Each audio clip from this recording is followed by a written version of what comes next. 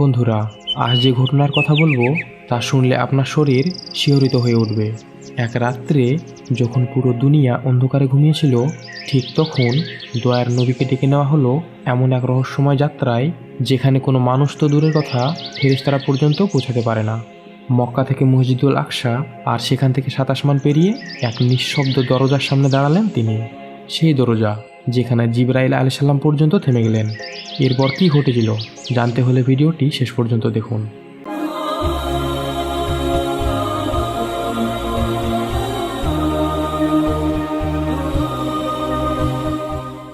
87 রজব দিবাগত রাত্রি। চারিদিকে ঘন অন্ধকার। রাসূলুল্লাহ সাল্লাল্লাহু আলাইহি ওয়াসাল্লাম তিনার চাচাতো বোন উম্মে হানির ঘরে শায়িত ছিলেন। এমন সময় তিনি শুনতে পেলেন কে যেন মোহাম্মদ বলে প্রাণ উম্মাদ করা স্বরে ডাকছে।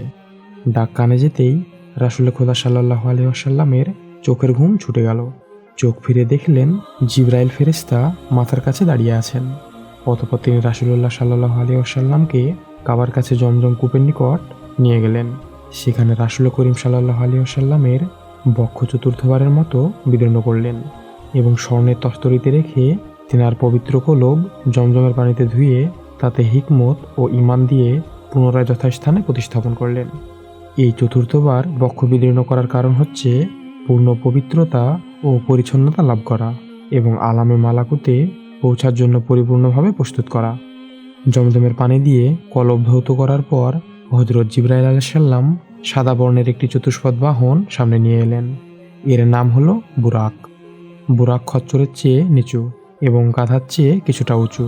তার গতি এত দ্রুত ছিল যে দৃষ্টির শেষ সীমায় গিয়ে তার এক একটি কদম পড়ছিল। অতঃপর মহানবী সাল্লাল্লাহু আলাইহি ওয়াসাল্লাম বোরাকের উপর সাওয়ার হওয়ার জন্য প্রস্তুত হলেন। তখন বোরাক নড়াচড়া শুরু করে কিছুটা ঔদ্ধত্য প্রকাশ করতে লাগলো। এই অবস্থা দেখে জিবরাইল আলাইহিস সালাম বললেন, হে বোরাক, তুমি কি জানো তোমার পিঠে কে সওয়ার হতে চলেছেন? আজ পর্যন্ত তিনার চেয়ে সম্মানিত বান্দা তোমার পিঠে কখনোই আরোহণ করেনি। ইনি হলেন সায়াদুল মুরসালিন খাতামুন নবিয়্যিন হযরত মুহাম্মদ সাল্লাল্লাহু আলাইহি ওয়াসাল্লাম। এ কথা শুনে বোরাক শান্ত হয়ে গেল এবং জমিনে নতজানু হলো রাসূল করিম সাল্লাল্লাহু আলাইহি ওয়াসাল্লামকে নিজের পিঠে তুলে নেওয়ার জন্য। রাসূল করিম সাল্লাল্লাহু আলাইহি ওয়াসাল্লাম তিনার পিঠে চড়ে বসলেন। বুরাক বিদ্যুতের গতিতে গন্তব্য পথে ছুটে চলল।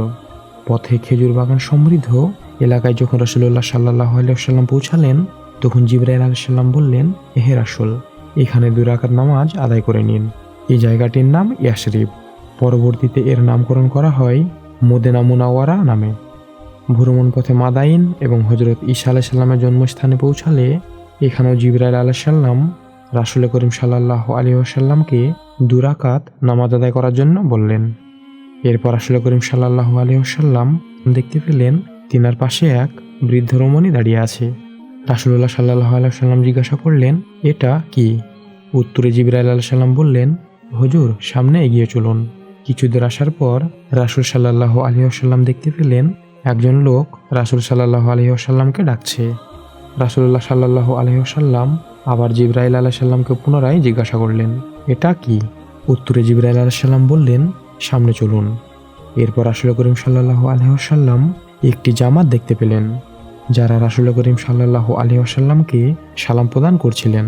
তাদের সালামের বক্তব্যগুলি ছিল এমন: আসসালামু আলাইকুম ইয়া আউয়াল, আসসালামু আলাইকা ইয়া আখির, আসসালামু আলাইকা ইয়া হাসির। তখন জিবরাইল আলাইহিস সালাম হুজুর সাল্লাল্লাহু আলাইহি ওয়াসাল্লামকে বললেন, আপনি ইনাদের সালামের জবাব দিয়ে ধন্য করুন। রাসূল পাক সাল্লাল্লাহু আলাইহি ওয়াসাল্লাম তখন তিনাদের সালামের জবাব দিলেন। এবার জিবরাইল আলাইহিস সালাম রাসূল আকরাম সাল্লাল্লাহু আলাইহি ওয়াসাল্লামের পূর্বের করা প্রশ্নগুলোর উত্তর দিয়ে বললেন, ওই বৃদ্ধা রমণী হচ্ছে দুনিয়া, তার আয়ু প্রায় শেষের দিকে। আর আপনাকে যে লোকটি ডাক দিয়েছিল সে হচ্ছে ইবলিস শয়তান। আপনি যদি তার ডাকে সাড়া দিতেন তাহলে আপনার উম্মত দুনিয়াকে আখিরাতের থেকে প্রাধান্য দিত এবং সহজেই শয়তান তাদেরকে গুনাহগার বানিয়ে ফেলত। আর ওই জামাত যারা আপনাকে সালাম দিয়েছে তারা হচ্ছেন হযরত ইব্রাহিম আলাইহিস সালাম, হযরত মুসা আলাইহিস সালাম এবং হযরত ঈসা আলাইহিস সালাম। এরপর বুরাক হযরত রাসূল আকরাম সাল্লাল্লাহু আলাইহি ওয়াসাল্লামকে নিয়ে বাইতুল মুকাদ্দাসে পৌঁছালেন। অতঃপর তিনি মসজিদে প্রবেশ করলেন। রাসূল করিম সাল্লাল্লাহু আলাইহি ওয়াসাল্লাম এর আগমনে এখানে ফেরেশতাকুল আগে থেকে একত্রিত হয়েছিলেন। এবং হজরত আদম আলাইসাল্লাম থেকে শুরু করে হজরত ঈসা আলাইসাল্লাম পর্যন্ত সমস্ত নবীগণ এখানে উপস্থিত ছিলেন। তারা এখানে রাসূল পাক সাল্লাল্লাহু আলাইহি ওয়াসাল্লামকে সালাতু সালাম পেশ করলেন এবং সবাই রাসূল পাক সাল্লাল্লাহু আলাইহি ওয়াসাল্লামের শ্রেষ্ঠত্বের স্বীকৃতি দিলেন। এরপর হযরত জিবরাইল আলাইহিস সালাম আযান দিলেন, ইকামত হলো। সকলেই ইমামতির জন্য রাসূল পাক সাল্লাল্লাহু আলাইহি ওয়াসাল্লামকে এগিয়ে দিলেন। তখন রাসূল পাক সাল্লাল্লাহু আলাইহি ওয়াসাল্লাম ইমামতি করলেন, আর আম্বিয়া কেরামগণ সকলেই তিনার মুক্তাদি হলেন। নামাজ শেষে রাসূল পাক সাল্লাল্লাহু আলাইহি ওয়াসাল্লাম যখন মসজিদের বাইরে এলেন, তখন হযরত জিবরাইল আলাইহিস সালাম তিনার সামনে এক পেয়ালা দুধ এবং এক পেয়ালা শরাব পেশ করলেন। বললেন, দুটির মধ্যে যেটি আপনার পছন্দ হয় তাই গ্রহণ করুন। হুজুরে পাক সাল্লাল্লাহু আলাইহি ওয়াসাল্লাম দুধের পেয়ালাটি গ্রহণ করলেন। হযরত জিবরাইল আলাইহিস সালাম তখন বললেন, আপনি ফিতরত বা স্বাভাবিকতাকেই পছন্দ করলেন। এরপর জিবরাইল আলাইহিস সালাম হযরত মুহাম্মদ সাল্লাল্লাহু আলাইহি ওয়াসাল্লামকে নিয়ে ঊর্ধ্ব আকাশের পানে চললেন। মুহূর্তের মধ্যে তারা প্রথম আসমানের প্রবেশদ্বারে এসে উপনীত হলেন। বদ্ধ দরজায় আঘাত করতেই ভিতর থেকে প্রশ্ন ভেসে এলো, তুমি কে? জিবরাইল আলাইহিস সালাম উত্তর করলেন, আমি জিবরাইল। পুনরায় প্রশ্ন করা হলো, তোমার সাথে ইনি কে? তিনি কি আল্লাহর বাণী প্রাপ্ত হয়েছেন? জিবরাইল আলাইহিস সালাম উত্তর দিলেন, ইনি আল্লাহর রাসূল মুহাম্মদ সাল্লাল্লাহু আলাইহি সাল্লাম। জিবরাইল আলাইহিস সালামের উত্তর শোনার সঙ্গে সঙ্গে দরজা খুলে গেল। তখন হযরত মুহাম্মদ সাল্লাল্লাহু আলাইহি ওয়াসাল্লাম দ্বিতীয় আসমানে প্রবেশ করলেন। সাথে রইলেন জিবরাইল আলাইহিস সালাম। প্রবেশ করে তিনি দেখলেন একজন সুশ্রী দীর্ঘাকার ব্যক্তি বসে আছেন এবং তিনি যখন ডান দিক ফিরে দেখছেন তখন হাসছেন এবং বাম দিক ফিরে দেখলে কান্না করছেন। এই দৃশ্য দেখে রাসূলুল্লাহ সাল্লাল্লাহু আলাইহি ওয়াসাল্লাম জিবরাইল আলাইহিস সালামকে জিজ্ঞাসা করলেন, ইনি কে? তখন জিবরাইল আলাইহিস সালাম রাসূলুল্লাহ সাল্লাল্লাহু আলাইহি ওয়াসাল্লামকে বললেন, ইনি হচ্ছেন আপনার আদিপিতা হযরত আদম আলাইহিস সালাম। তিনাকে সালাম প্রদান করুন। রাসূল করিম সাল্লাল্লাহু আলাইহি ওয়াসাল্লাম তাজিমের সাথে তিনার পূর্বপুরুষকে সালাম জানালেন। হযরত আদম আলাইহিস সালাম রাসূল করিম সাল্লাল্লাহু আলাইহি ওয়াসাল্লামকে স্নেহ ভরে বলতে লাগলেন, তোমাকে জানাই মোবারকবাদ, হে আমার বংশের সর্বশ্রেষ্ঠ গৌরবময় সন্তান। কথোপকথন শেষ হলে এই স্থান ছেড়ে জিবরাইল আলাইহিস সালাম রাসূলুল্লাহ সাল্লাল্লাহু আলাইহি ওয়াসাল্লামকে নিয়ে দ্বিতীয় আসমানে পৌঁছালেন। সেখানে তিনি হযরত ঈসা আলাইহিস সালামকে দেখতে পেলেন। উভয়ের সালাম বিনিময় ও আলাপচারিতার পর হযরত ঈসা আলাইহিস সালাম রাসূল করিম সাল্লাল্লাহু আলাইহি ওয়াসাল্লামকে লক্ষ্য করে বললেন, হে ন্যায়দর্শী আমার ভাই, খুশামদেদ, তোমাকে জানাই স্বাগতম। এমন করে রাসূল করিম সাল্লাল্লাহু আলাইহি ওয়াসাল্লাম দ্বিতীয় আসমান অতিক্রম করলেন এবং তৃতীয় আসমানে হযরত ইউসুফ আলাইহিস সালামের সাথে সাক্ষাৎ হলে আন্তরিকতার সাথে সালাম বিনিময় করলেন। রাসূলুল্লাহ সাল্লাল্লাহু আলাইহি ওয়াসাল্লাম দেখলেন ইউসুফ আলাইহিস সালামকে সৌন্দর্যের একটি বিরাট অংশ আল্লাহ রাব্বুল আলামিন দান করেছেন। এরপর চতুর্থ আসমানে হযরত ইদ্রিস আলাইহিস সালামের সাথে রাসূল খোদা সাল্লাল্লাহু আলাইহি ওয়াসাল্লামের সাক্ষাৎ হলো। পঞ্চম আসমানে দেখা হলো হারুন আলাইহিস সালামের সাথে। সালাম বিনিময়ের পর ফেরেশতারা মারহাবা বলে শুভাগমনে শ্রদ্ধা নিবেদন করলেন। এরপর তিনি ষষ্ঠ আসমানে পৌঁছালেন। জিবরাইল আলাইহিস সালাম এখানে হযরত মুসা আলাইহিস সালামের সাথে নবী মুস্তাফা সাল্লাল্লাহু আলাইহি ওয়াসাল্লামের পরিচয় করিয়ে দিলেন। উভয়ের মধ্যে সালাম বিনিময়ের পর জিবরাইল আলাইহিস সালাম রাসূলুল্লাহ সাল্লাল্লাহু আলাইহি ওয়াসাল্লামকে নিয়ে আরও ঊর্ধ্বাকাশে রওনা হবার প্রস্তুতি নিলেন। তখন হযরত মুসা আলাইহিস সালাম কাঁদতে লাগলেন। ক্রন্দনরত অবস্থায় তিনি বলতে লাগলেন, এমন পয়গম্বর যাকে দুনিয়াতে আমার পরে পাঠানো হলো, অথচ তিনার উম্মত আমার উম্মতের অনেক আগেই জান্নাতে প্রবেশ করবে। এই কথা বলে তিনি আমাদের নবীর উম্মত হওয়ার বাসনা ব্যক্ত করলেন। এরপর রাসূলুল্লাহ সাল্লাল্লাহু আলাইহি ওয়াসাল্লাম যখন সপ্তম আকাশে আরোহণ করলেন, সেখানে তিনি হযরত ইব্রাহিম খলিলুল্লাহ আলাইহিস সালামকে বাইতুল মামুরে হেলান দেওয়া অবস্থায় দেখতে পেলেন। তিনার সাথে একটি বিরাট জামাত উপবিষ্ট ছিল। রাসূলুল্লাহ সাল্লাল্লাহু আলাইহি ওয়াসাল্লাম তিনাকে সালাম প্রদান করলেন। তিনিও তার উত্তর দিলেন। এরপর নবী করিম সাল্লাল্লাহু আলাইহি ওয়াসাল্লাম বললেন, সেখানে আমি দেখলাম আমার উম্মত দু ধরনের। একদল সাদা পোশাক পরিহিত ছিল, তাদের পোশাকগুলি ছিল কাগজের মতো মিহি, এবং অপর জামাতটি ময়লাযুক্ত পোশাক পরিহিত ছিল। সাদা পোশাক পরিহিত লোকগুলি বাইতুল মামুরের নিকটে আমার সঙ্গে মিলিত হলো, আর ময়লাযুক্ত পোশাক পরিহিত লোকেরা পিছনে রইল। আমি তখন সাদা পোশাক পরিহিত লোকেদেরকে নিয়ে বাইতুল মামুরে নামাজ আদায় করলাম। পোশাকের পরিচ্ছন্নতা ও শুভ্রতা সুন্দর আমলের ইঙ্গিত বহন করছিল। এরপর রাসূলুল্লাহ সাল্লাল্লাহু আলাইহি ওয়াসাল্লাম সেখানে আরেকটি দল দেখতে পেলেন। যাদের দেহের বর্ণ ছিল অন্ধকার ও কৃষ্ণবর্ণ। অতঃপর তারা একটি নহরের কাছে এলো এবং সেখানে গোসল করল। এতে তাদের কালিমা অনেকটা পরিষ্কার হয়ে গেল। এরপর তারা আর একটি নহরের কাছে গেল এবং পুনরায় সেখানে গোসল করল। তাতে তাদের দেহ মন পরিপূর্ণভাবে শুভ্র ও সুন্দর লোকেদের ন্যায় হয়ে গেল। হুজুর পাক সাল্লাল্লাহু আলাইহি ওয়াসাল্লাম তখন জিবরাইল আলাইহিস সালামকে সাদা ও কালো এই দুই বর্ণের লোকেদের সম্পর্কে জিজ্ঞাসা করলেন। বললেন, এরা কারা? আর হেলান দিয়ে বসে আছেন যিনি, তিনি কে? এবং নহর দুটি বা কিসের তৈরি, যার পানিতে লোকগুলো গোসল করল? তখন হযরত জিবরাইল আলাইহিস সালাম জবাব দিলেন, যিনি হেলান দিয়ে বসে আছেন তিনি আপনার পিতা হযরত ইব্রাহিম আলাইহিস সালাম।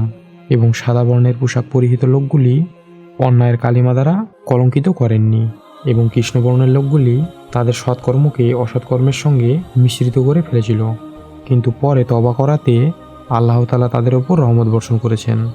আর নহরগুলির প্রথমটি নহরে রহমত এবং দ্বিতীয়টি নহরে নিয়ামত।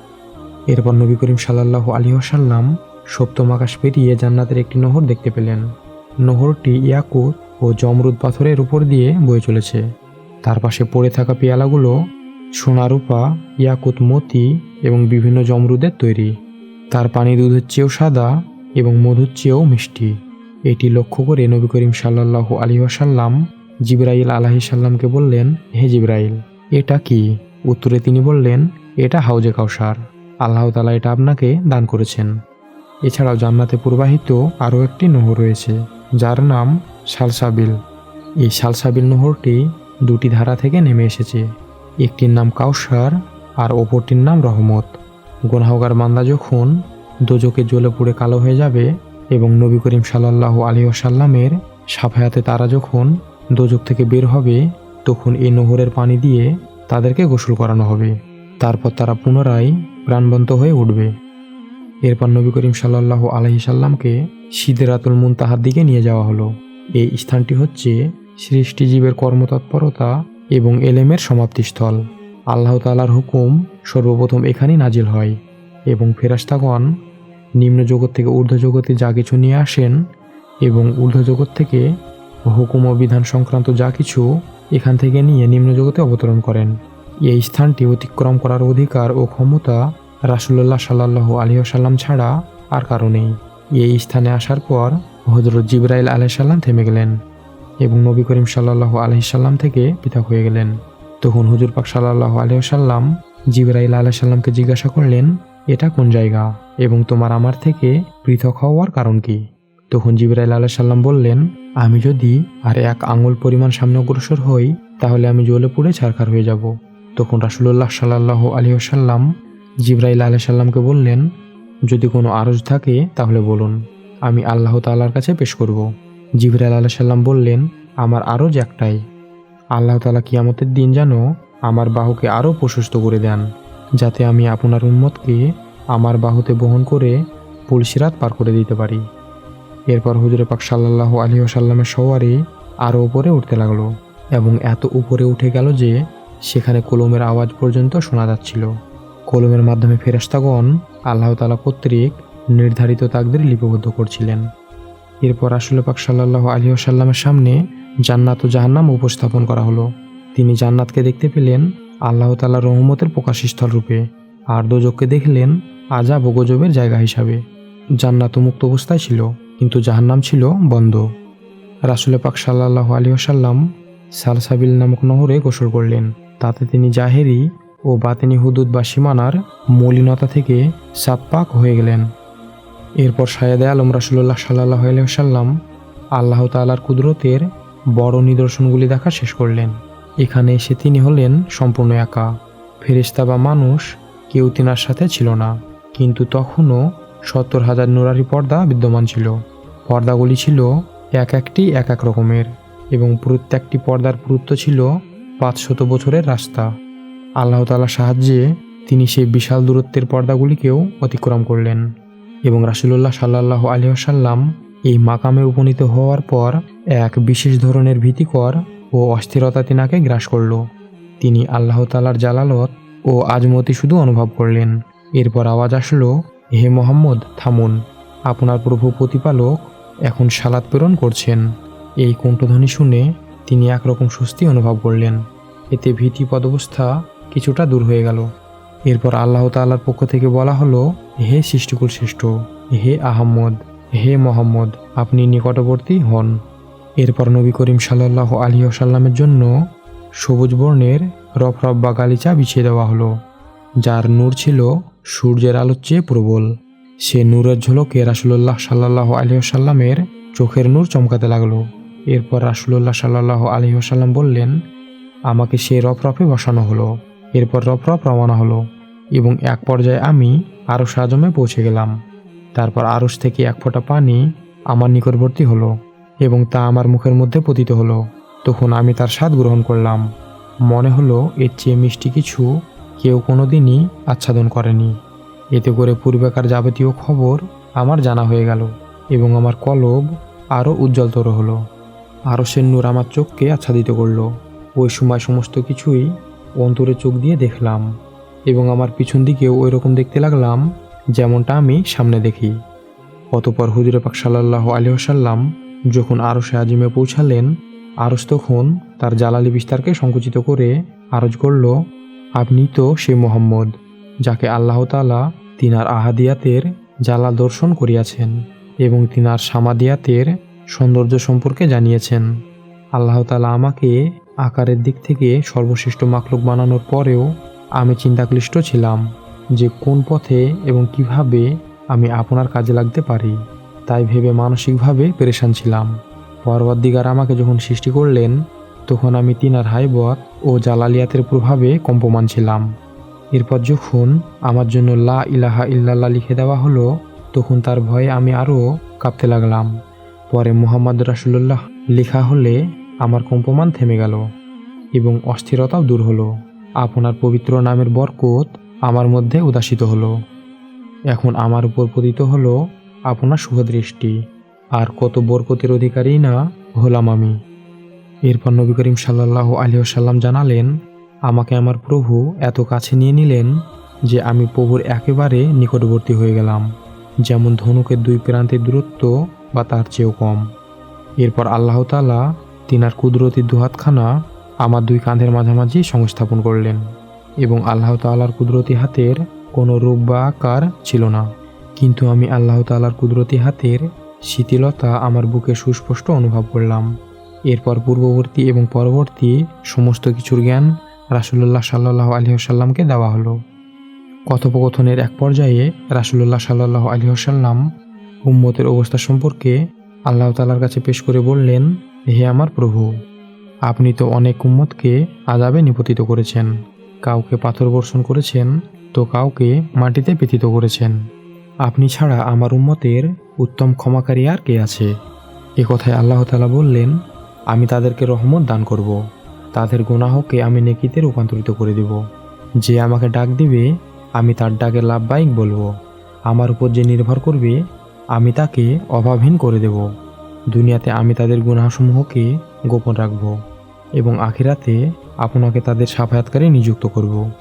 অতঃপর পবিত্র মেরাজ থেকে প্রত্যাবর্তনের প্রাককালে নবী করিম সাল্লাল্লাহু আলাইহি ওয়াসাল্লাম আল্লাহ পাকের দরবারে আরজ করলেন, হে আমার প্রতিপালক, প্রত্যেক মুসাফিরের জন্য একটি বিদায়ী উপহার থাকে।